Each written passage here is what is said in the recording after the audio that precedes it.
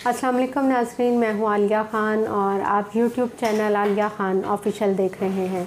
नाज़रीन, जिस तरह से हम सब जानते हैं कि ये माह रमज़ान है और रमज़ान के महीने में जिस तरह से सब लोग बड़े जोश व खरोश से इबादत करते हैं, नवाफ़िल अदा करते हैं, तस्बीहात करते हैं और कोशिश करते हैं कि ज़्यादा से ज़्यादा नेकियां समेट सकें और ज़्यादा से ज़्यादा अल्लाह ताला की कुर्बत हासिल कर सकें। तो जहाँ पर अल्लाह ताला की कुर्बत हासिल करने की बात होती है तो इबादत तो अल्लाह ताला की कुर्बत का एक ज़रिया है ही, लेकिन एक ज़रिया अल्लाह पाक ने जो ख़ुद तजवीज़ किया, ख़ुद उसकी हिदायत दी और ख़ुद उसका हुक्म दिया, वो है खिदमत खलक। यानी कि अल्लाह ताला ने फरमाया कि मेरे बंदों की खिदमत करो तो मैं तुमसे राज़ी हो जाऊँगा। इसी तरह से अल्लाह पाक ने हुकूकुल इबाद का भी अहकाम सादिर किए हैं। और जिस तरह से मैं बात कर रही हूँ कि अल्लाह पाक ने खिदमत खल्क़ की बहुत ज़्यादा फ़जीलत रखी है, तो हम सबको चाहिए कि ना सिर्फ रमज़ान के महीने में बल्कि इसके अलावा भी हम जो है अपने बहन भाइयों का, ज़रूरतमंद लोगों का ख्याल रखें। और हमारे मुल्क की बड़ी खुशकिस्मती है कि हमारे मुल्क में इस वक्त जो है इस तरह की बहुत ज़्यादा तंजीमें हैं जो मुल्क की मौजूदा सूरत हाल को मद्देनज़र रखते हुए लोगों के लिए फ़लाही इक़दामात कर रहे हैं, लोगों की मदद करते हैं और इस तरह मुख्तलिफ़ प्रोजेक्ट्स हैं जो मुस्तकिल नौयत पर वो काम करते हैं। और इस तरह की जो तंजीमें हैं उनमें सर फहरिस्त है मिनहाज वेलफेयर फाउंडेशन। आज हम उनके कंट्री डायरेक्टर के पास मौजूद हैं, सैयद अमजद अली शाह साहब के पास। आज हम इनसे बात करेंगे मिनहाज वेलफेयर फाउंडेशन के अग़राज़ व मकासद के हवाले से और उसके इक़दामात के हवाले से। जी अस्सलाम वालेकुम। वालेकुम अस्सलाम वरहमतुल्लाह। सर, आपके वक्त का बहुत शुक्रिया, आपने हमारे चैनल के लिए वक्त निकाला। जिस तरह से सर मैं बात कर रही थी कि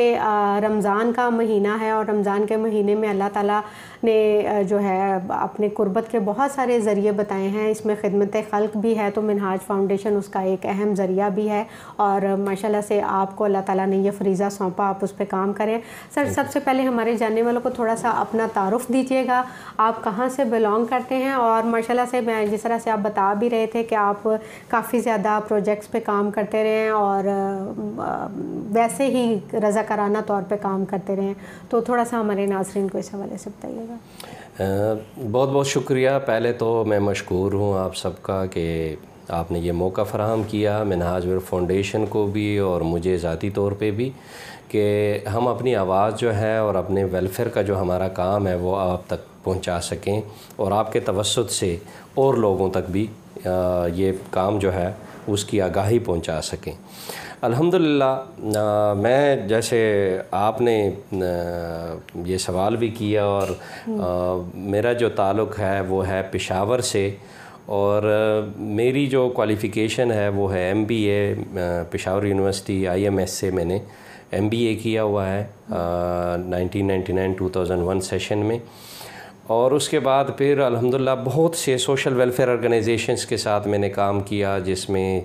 sustainable peace and development organization SPADO के साथ, ICRD के साथ, USIP के साथ और UNDP के साथ, UNICEF के साथ, बहुत से ऑर्गेनाइजेशंस के साथ काम करके तो फिर मैं इधर लाहौर शिफ्ट हुआ था और ये शेखुल इस्लाम डॉक्टर तारुल कादरी साहब ने मुझे इस टास्क के लिए बुलाया था। तो 2012 के शुरू में मैं यहाँ पे आया था और उससे ऑनवर्ड फिर मैं इसी सीट पे as country director Minhaj welfare foundation काम कर रहा हूँ। मैंने इससे पहले जो जिस सेक्टर में काम किया है सोशल वेलफेयर सेक्टर में, उसमें ज़्यादातर मेरे जो प्रोजेक्ट्स थे वो चाइल्ड रिलेटेड, चाइल्ड प्रोटेक्शन, इसके अलावा हमने कॉन्फ्लिक्ट मैनेजमेंट पे, पीस पे,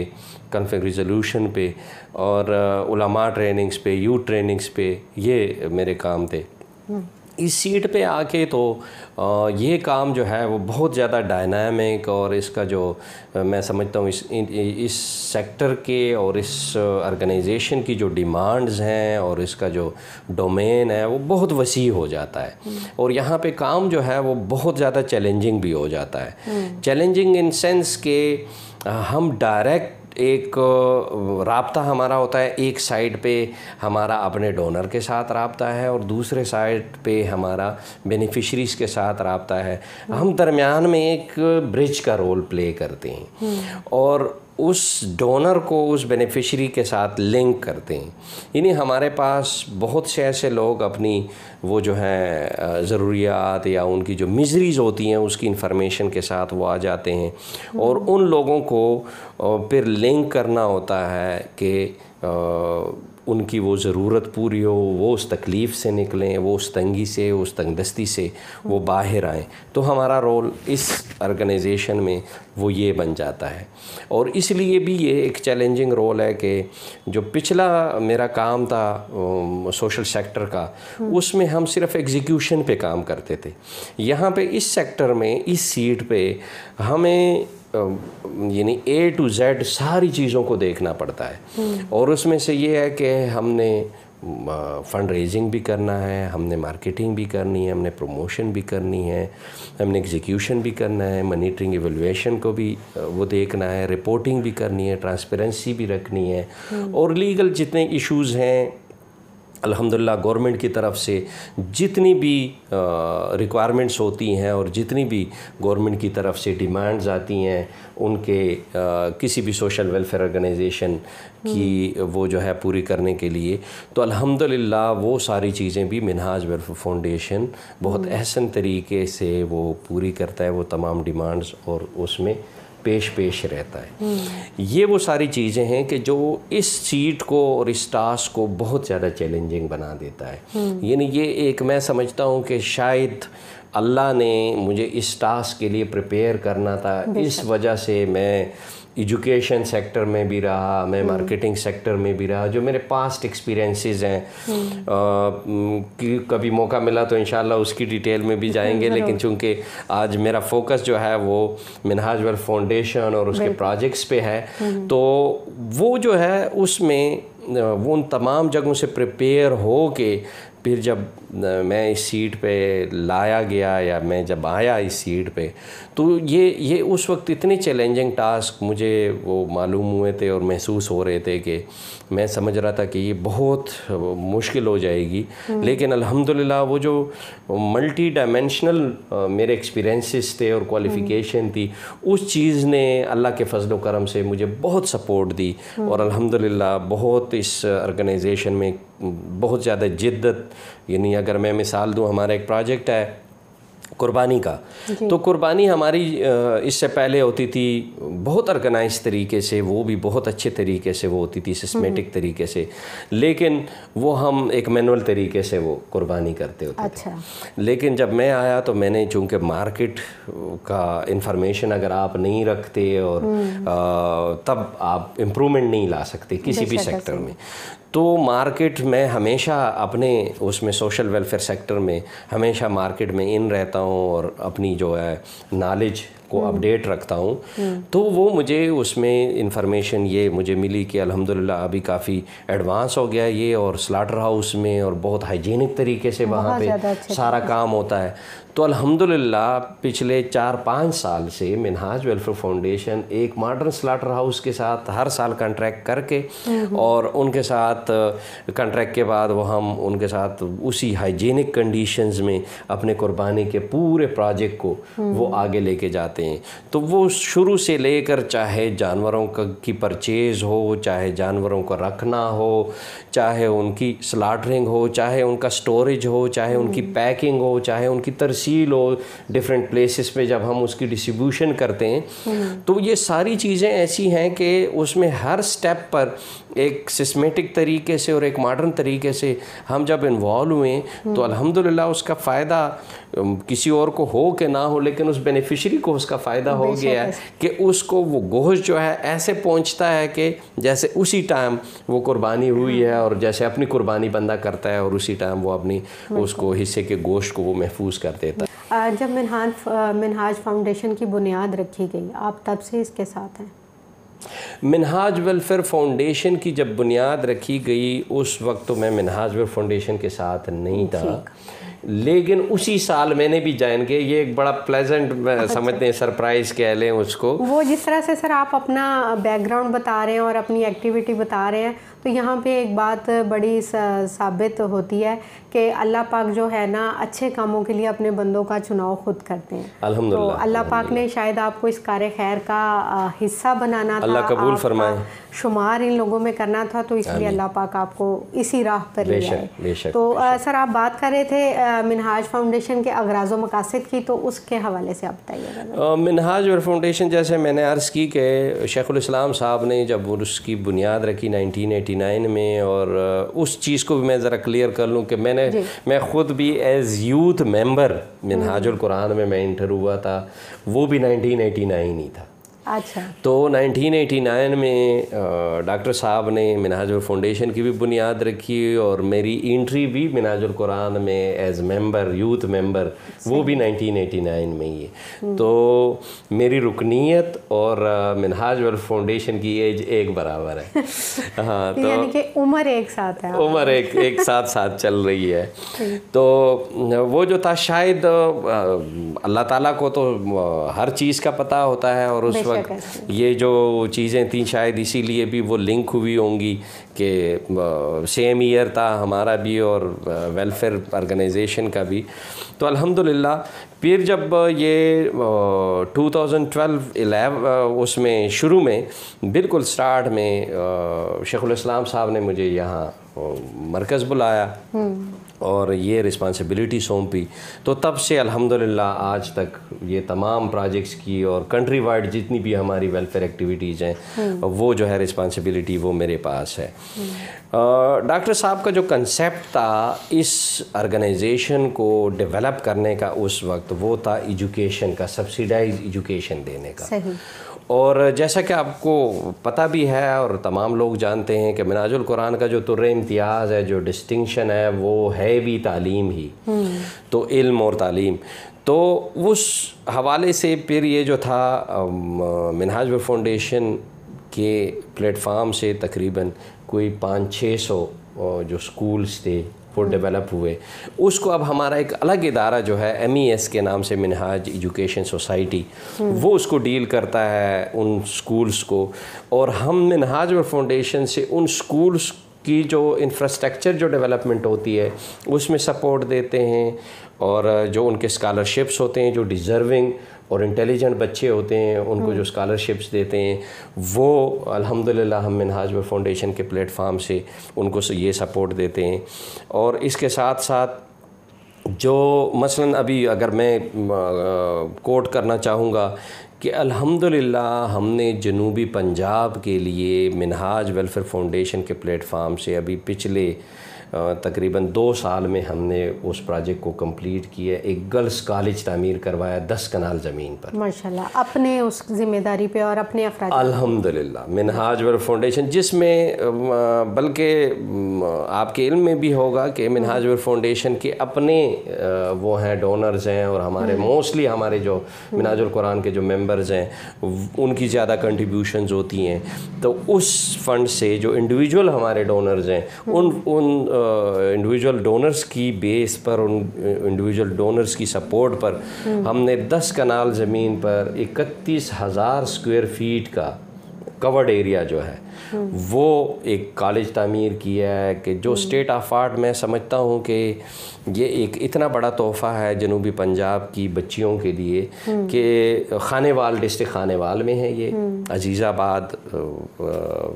मज़ाफ़ात में जो मेन सिटी से जो ही आप निकलते हैं तो तकरीबन 1 किलोमीटर मेन सिटी से ये जगह है। और अगर कभी मौका मिले तो मैं चाहूँगा कि आप भी वहाँ का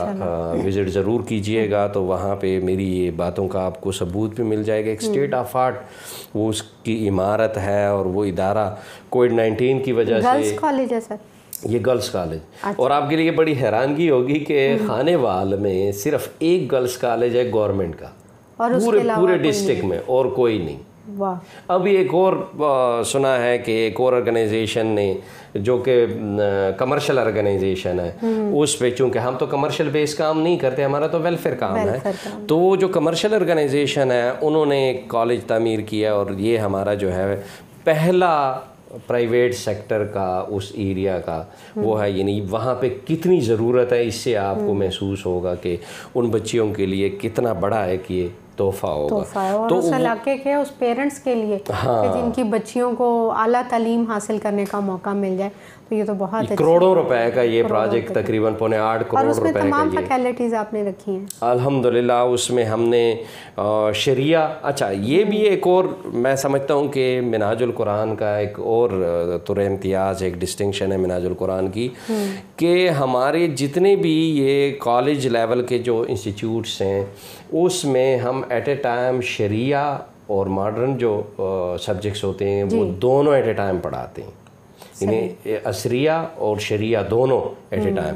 मसलन हमारा जो बच्चा होता है वो दरसे निज़ामी भी कर जाता है उसी टाइम पीरियड में, और उसमें एक उसके पास एक मास्टर डिग्री भी किसी मॉडर्न सब्जेक्ट में आ जाती है, इंग्लिश में, आईटी में, या इस्लामिक स्टडीज़ में, अरेबिक में, किसी लैंग्वेज में। ये उसके पास एक कंप्यूटर साइंस में, ये उसके पास एक मॉडर्न भी सब्जेक्ट की भी एक डिग्री होती है, और एक डिग्री उसके साथ वो शरिया की भी होती है। यानी ये कम्बिनेशन आपको दुनिया में मिनहाजुल कुरान के अलावा कहीं नहीं मिलेगी। तो ये एक बहुत बड़ा एक एडवांटेज है, और मैं समझती हूँ एक डिस्टिंक्शन है मिनहाजुल कुरान का। और उसमें फिर इस तरह का जो इंफ्रास्ट्रक्चर डेवलपमेंट होता है उसमें मिनहाज वेलफेयर फाउंडेशन का काम बड़ा बुनियादी हो जाता है। तो अभी हमने ये प्रोजेक्ट जो है वो डेवलप किया, तो ये अब आगे हम जो है हैंड ओवर कर लेंगे अपने एजुकेशन सेक्टर को। सही, यानी कि आपने एक पौधा लगाया, हाँ, एक इदारे की बुनियाद रखी, और फिर आपने कहा ये लेंगे अब आप, हाँ, वो उसको रन करेंगे और फिर उसको ऑपरेट करेंगे। तो इस तरह का हमारा, चूँकि मिनहाजुल कुरान का सारा वर्क जो है वो काफ़ी अल्हम्दुलिल्लाह वो जो है बड़ा ही सिस्टमेटिक है, और उसमें जो स्टेप बाय स्टेप जब हम जाते हैं कि हमारे जितनी भी ये कमेटियाँ बनती हैं और जितने भी हमारे वो जो है ना काम होते हैं, जितने भी हमारे इवेंट्स होते हैं, वो सारे के सारे इवेंट्स हमारे बड़े सिस्टमेटिक होते हैं। उनके लिए प्रॉपर कमेटियाँ बनती हैं, बाकायदा बेनिफिशरीज़ लिस्ट बनती है, उनके कूपन्स जारी होते हैं। उन कूपन्स पर जाकर वो एक बड़े बाइज़्ज़त तरीके से, क्योंकि हमारा मेन ऑब्जेक्टिव जो है वो है इज़्ज़त नफ्स, और इज़्ज़त नफ्स मजरू किए बग़ैर हमारी कोशिश होती है कि हमने अपने बेनिफिशरी को सपोर्ट करना है। कि कुरान पाक में भी इस तरह के हमें सैकड़ों रेफरेंसेस मिलते हैं, और अक्सर हम अगर इसको थोड़ा सा इस्लामिक अगर पॉइंट ऑफ व्यू से, क्योंकि रमज़ान का महीना भी है और चैरिटी हमारा एक इस्लामिक फरीज़ा भी है, ये इस्लाम अल्लाह पाक तो फरमाते हैं कि एक हाथ से ऐसे दो कि दूसरे हाथ को पता ना चले। लेकिन उसमें हमारी जो ऑर्गेनाइजेशनल डिमांड होती है ना, बाज़ औक़ात ये अच्छा आपने एक पॉइंट रेस किया कि हमारी उसमें ऑर्गेनाइजेशनल जो डिमांड होती है वो ये होती है, चूँकि जब आप इज्तिमाई तौर पे एक काम करते हो तो उसके लिए प्रमोशन की ज़रूरत पड़ती है, उसमें कुछ ना कुछ इन्फॉर्मेशन आपने आगे फ्लोट करनी भी होगी। तो उससे जैसे अगर कुरान पाक में जहाँ पे ख़र्च करने का ज़िक्र है, तो अगर सिर्रन का जिक्र है कि आप पोशीदा तौर पे उसको ख़र्च करें, तो अलानियतन का भी जिक्र है कि आप उसको बाकायदा कह के भी। अब उसके पीछे जो है ना नीयत का फरमा है, इन्नमल अमालु बिन्नियात, कि आपकी नीयत क्या थी। अगर नीयत ये है कि मैं इसलिए अपनी चैरिटी जो है वो लोगों तक बाकायदा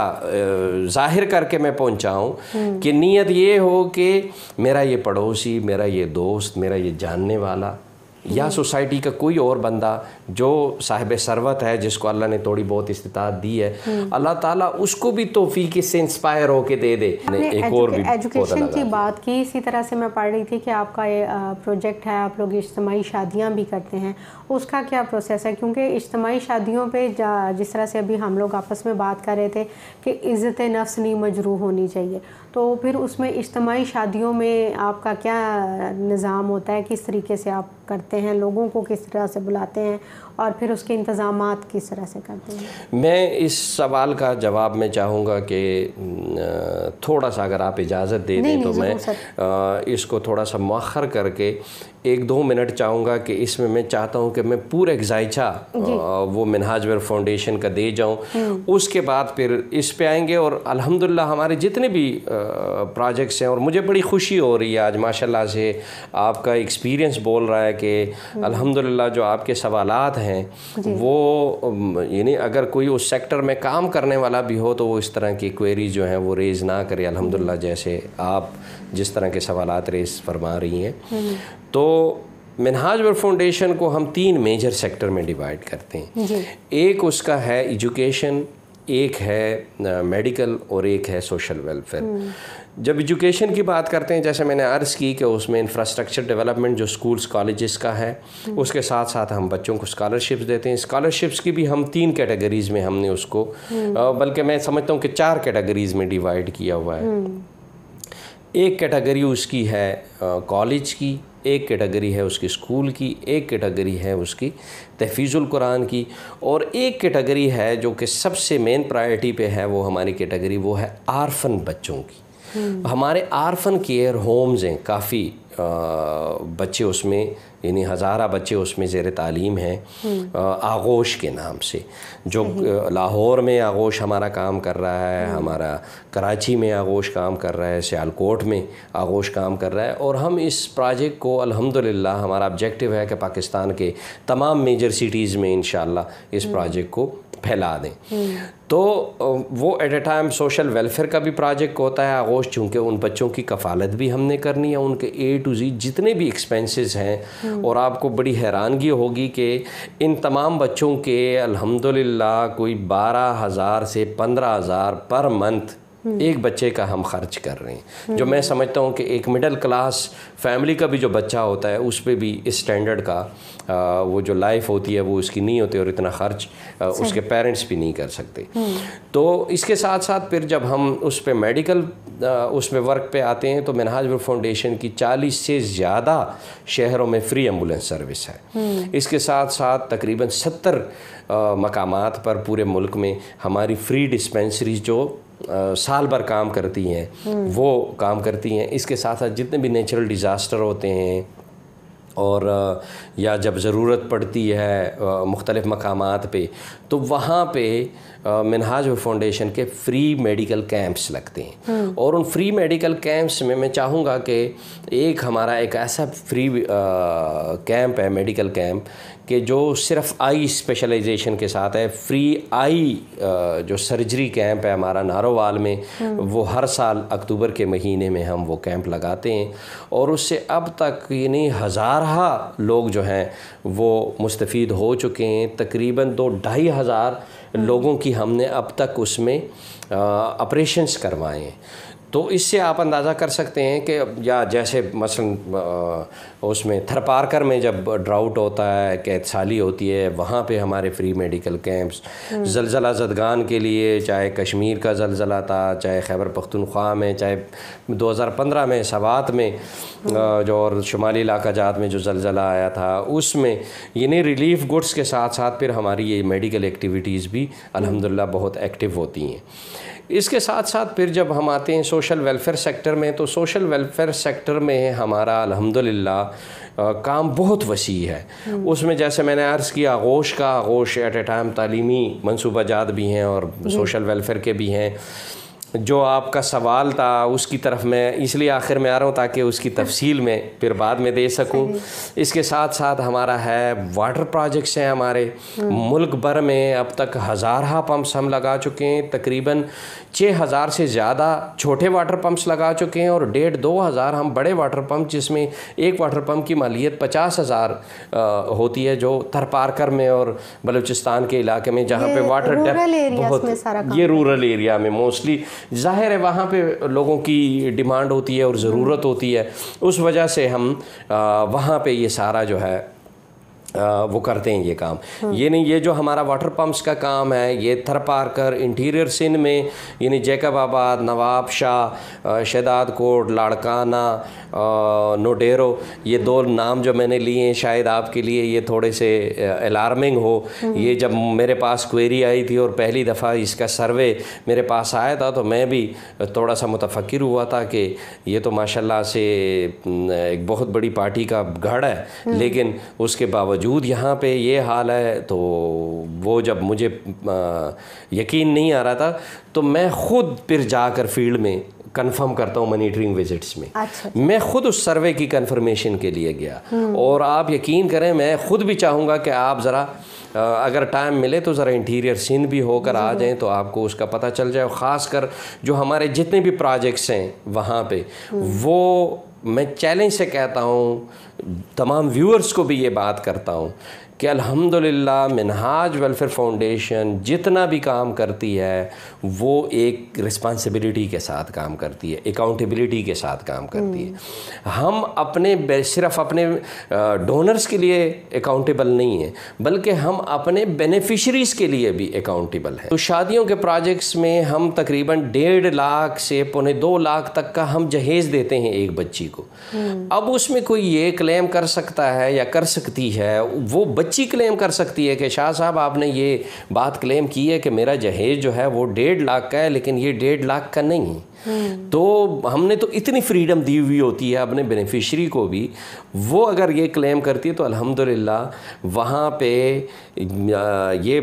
जो हम क्लेम करते हैं कि 1.5 से 2.25 लाख का, वो असल में 3-3.5 लाख का जहेज होता है। लेकिन हम क्लेम इसलिए करते हैं कि हमें मिला वो इतने में होता है, क्योंकि हम जिसके पास भी जाते हैं उससे जब बात करते हैं तो वो उसमें इतना डिस्काउंट देता है कि वो मार्केट में वो डिस्काउंट मुमकिन ही नहीं होता, और उसकी वजह से फिर वो उसकी मालियत भी कम हो जाती है और वो जहेज़ मज़ीद उसका हुजम जो है वो उसके आइटम्स का वो मज़ीद बढ़ जाता है। यानी उस जहेज़ में मैं आपको उसकी लिस्ट जो है वो भी आपको वो शेयर कर लूँगा, लेकिन यानी कंप्लीट फर्नीचर जो सेट होता है जिसमें डबल बेड, उसके साइड टेबल्स, उसके साथ सेंट्रल टेबल्स की का एक सेट और sofa set,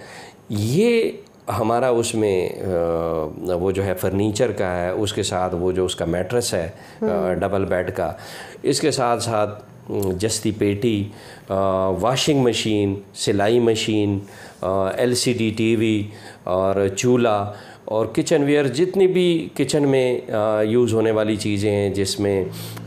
dinner set, water set, cutlery set, तवा, बेलना, फ्राई पान, ये सारी चीज़ें जो हैं जो कि एक नया घराना शुरू करने के लिए, फिर इसमें ब्राइडल के जितने ड्रेसेस हैं वो,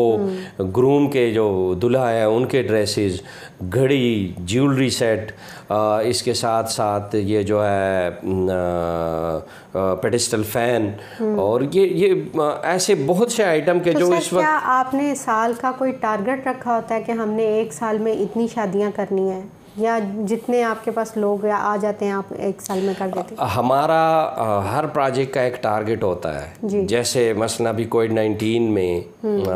रिलीफ एक्टिविटीज़ हम कर रहे हैं, फूड पैकेज हम डिस्ट्रीब्यूट कर रहे हैं, तो इसके लिए हमारा 1 मिलियन का टारगेट है। इसी तरह से हर साल का हमारा शादियों का टारगेट है।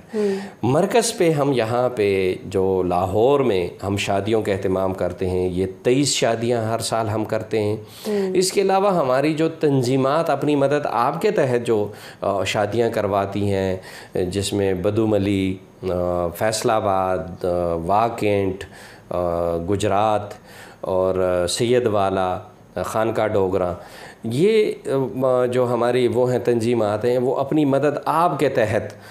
शादियों का एहतमाम करवाते हैं। तो उन सब का टारगेट होता है, उनका सालाना एक टारगेट होता है कि हमने ये 20 शादियाँ करवानी हैं, हमने 10 शादियाँ करवानी हैं, हमने 15 या 15 शादियाँ करवानी हैं। ये इस तरह का हमारा वो टारगेट सालाना चल रहा होता है। उसके लिए फिर बाकायदा हम प्रमोशन करते हैं, अपने डोनर्स के पास जाते हैं, और उसकी तारीख़ें भी जो होती हैं वो मुअय्यन होती हैं। मसलन हम जो मरकज़ पे करते हैं वो मार्च के महीने में हम शादियां करवाते हैं, लेकिन इस दफ़ा कोविड-19 की वजह से हमने अपने इस इवेंट को वो थोड़ा सा पोस्टपोन किया हुआ है, यानी कैंसिल नहीं किया, पोस्टपोन किया हुआ है। और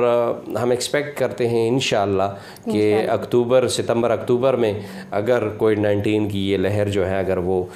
थोड़ी सी कम होती है तो इंशाअल्लाह हम अपनी शादियों का जो इवेंट है उन दिनों में करवाएंगे। तो ये जो है उसका कि फिर इन शादियों में एक जो आपका सवाल था कि वो ये है कि एक इज़्ज़त नफ्स मजरूह ना हो। तो ये चूँकि एक इज्तिमाई शादियों का एक इवेंट होता है, तो ये कैसे मुमकिन होगा कि आप सारे लोगों को बुलाते हैं, उन बच्चियों को भी बुलाते हैं और उनकी इज़्ज़त नफ्स मजरूह ना हो। तो उसके लिए अल्हम्दुलिल्लाह मैं ये रिस्पॉन्सिबिलिटी भी लेता हूँ, और आप जिस तक मेरी ये आवाज़ आपके तवस्सुत से पहुँचती है उन सब को मैं आज से दावत दे रहा हूँ कि आइंदा जो हमारा नेक्स्ट जो इवेंट होगा इज्तिमाई शादियों का, आप सबको शमूलियत की मेरी तरफ से दावत है, और आप बाकायदा एक VIP मेहमान के तौर पे उस पर शामिल होंगे, क्योंकि उस इवेंट में हमारा हर मेहमान VIP होता है, और सबसे बड़ी VIP मेरी वो बहनें होती हैं जिनका हम घर बसाने जाते हैं, और उसके साथ साथ वो हमारे वो भाई जिनका घर बसने जा रहा होता है। तो एक ऐसा पंडाल हम सजाते हैं और ऐसी अरेंजमेंट्स अल्हम्दुलिल्लाह हमारी होती हैं कि जिसमें तमाम, जैसे ये बड़ी फैमिलीज़ की, बहुत VIP फैमिलीज़ की जो शादियां होती हैं जिसमें गवर्नर्स आते हैं, वज़ीर आला आते हैं, वज़रा आते हैं, और मीडिया के बहुत बड़े बड़े जो पर्सनैलिटीज़ होती हैं वो आते हैं, शोबिस से लोग आते हैं, पॉलिटिक्स से लोग आते हैं, सोशल वेलफेयर सेक्टर के वो जो बड़े बड़े नाम होते हैं, वो इस तरह का हमने उसमें अरेंजमेंट्स की हुई होती हैं। और उन बच्चियों को जब एक एक बारात आती है, उन बारातियों के लिए बाकायदा हमने म्यूज़िकल बैंड का भी एहतमाम किया हुआ होता है। उसके साथ साथ वो जो है हमारी जो मिनहाजुल कुरान की जो टॉप क्रीम कायदीन है वो रिसेप्शन पे खड़े होते हैं, और फूल लेके, फूलों के हार लेके, तो उन तमाम बारातियों को, सिर्फ दुल्हन और दुल्हा को नहीं बल्कि तमाम बारातियों को वो हार पहनाए जाते हैं और बाकायदा उन पे फूल निछावर किए जाते हैं। इस तरह से उनको हम रिसीव करते हैं। फिर वो बच्ची जो होती है वो ये बारात रिसीव करने के बाद बारातियों को वहाँ बैठा के बच्चियों को हम बापर्दा तरीके से ले जा के हम उनका बाकायदा, हमने ब्यूटिशियन का एहतमाम किया होता है, उसका मेकअप करवाते हैं। मेकअप से जब वो फारिग होते हैं उसके बाद हमने वहाँ पे निकाह ख़्वान का बंदोबस्त किया हुआ होता है और निकाह रजिस्ट्रार का बंदोबस्त किया हुआ होता है। उनका बाकायदा निकाह पढ़ाया जाता है, और निकाह भी यानी शरी तमाम उसूल पूरे करने के लिए हमने ये एक सिर्फ रिस्पॉन्सिबिलिटी दुल्हे पे डाली हुई होती है कि वो बाकायदा हक़ महर अदा करेगा बच्ची को। सही। और हक़ महर उसी टाइम मुअज्जल होता है, वो हमारे सामने वो अदा करता है। तो वो बाकायदा हक़ महर अदा करके वो निकाह पढ़वा के उसके बाद फिर तमाम बच्चियों को और बच्चों को साथ लेकर हमने खाने का बंदोबस्त किया हुआ होता है तमाम बारातियों के लिए। वो खाना